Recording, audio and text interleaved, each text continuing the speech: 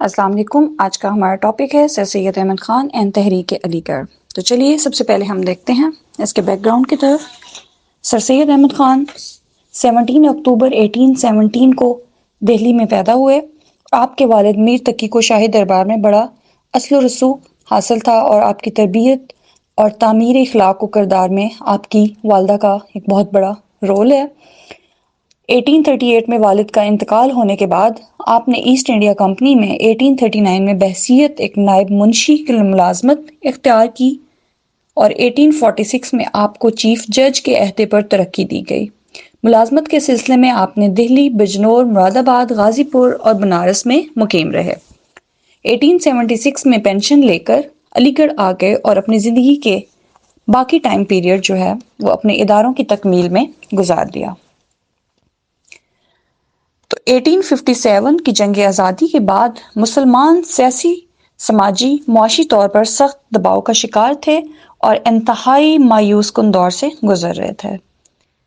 According to William Hunter وہ لکھتے ہیں کہ مسلمان قوم جو کبھی ہندوستان میں سیاہ و سفید کی مالک تھی اب تاریخ میں سیاہ دھبے کی حیثیت اختیار کر گئی. تو سر سید احمد خان نے اپنی تحریک کے ذریعے انگریزوں اور ہندوؤں کے مظالم کے آگے بند باندھنے کی کوشش کی اور اس بات کی اہمیت واضح کی کہ حقوق کی جنگ لڑنے کا اصل طریقہ جو ہے وہ صرف اور صرف تعلیمی ترقی ہے. تو آل انڈیا علی گڑھ موومنٹ جو ہے اس کو بلڈ کرنے کا، اس کو بنانے کا، اس کے آبجیکٹیوز کیا ہیں، اس کے مقاصد کیا تھے، تو چلیے ہم اس کو دیکھتے ہیں. First of all, to build the confidence between the British government and Muslim, to motivate the Muslim to learn English education, to persuade the Muslim to abstain from politics of agitation. مسلمانوں اور حکومت کے درمیان اعتماد بحال کرنا، مسلمان برصغیر کو جدید علوم اور انگریزی زبان سیکھنے کی طرف راغب کرنا، مسلمان برصغیر کو سیاست سے دور رکھنا.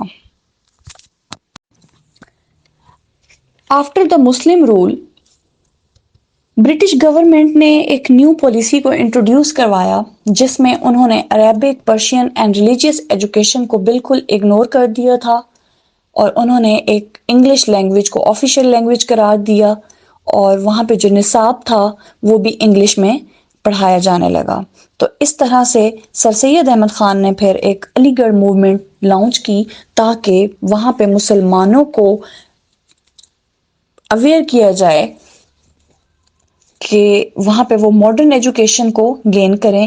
اسی طرح سے پھر انہوں نے اسکولز اینڈ کالجز بنائے مسلمانوں کے لیے تاکہ وہاں پہ وہ عربک اینڈ پرشین کے ساتھ ساتھ انگلش لینگویج کو بھی لرن کریں، اس کو بھی سیکھیں. تو نیکسٹ ہمارا ہے ایجوکیشنل سروسز آف علی گڑھ موومنٹ. تو سر سید احمد خان نے مسلمانوں کو یہ ایک ایڈوائس کی کہ آپ لوگوں کے لیے یہ کمپلسری ہے کہ آپ ماڈرن ویسٹرن ایجوکیشن کو پروموٹ کریں جس میں science, literature and social sciences ہیں. یہی واحد آپ لوگوں کے پاس حل ہے کہ آپ مسلمان ہند کو یا انڈینز کو آپ کس طرح سے ڈیفیٹ کر سکتے ہیں. ٹھیک ہے، سوشلی اینڈ اکنامکلی. تو پھر سر سید احمد خان نے اپنی تعلیمی سرگرمیوں کا آغاز کیا تو انہوں نے 1859 میں مراد آباد میں ایک مدرسہ قائم کیا.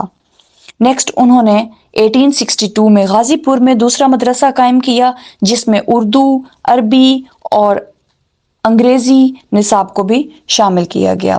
اس کے بعد پھر انہوں نے MAO ہائی اسکول علی گڑھ کی بنیاد رکھی 1875 میں، جو کہ آفٹر 2 ایئرز وہ اپ گریڈ ہو کر کالج بنا دیا گیا تھا 1877 میں. اس کے بعد پھر انہوں نے مسلم یونیورسٹی علی گڑھ بنائی 1920 میں.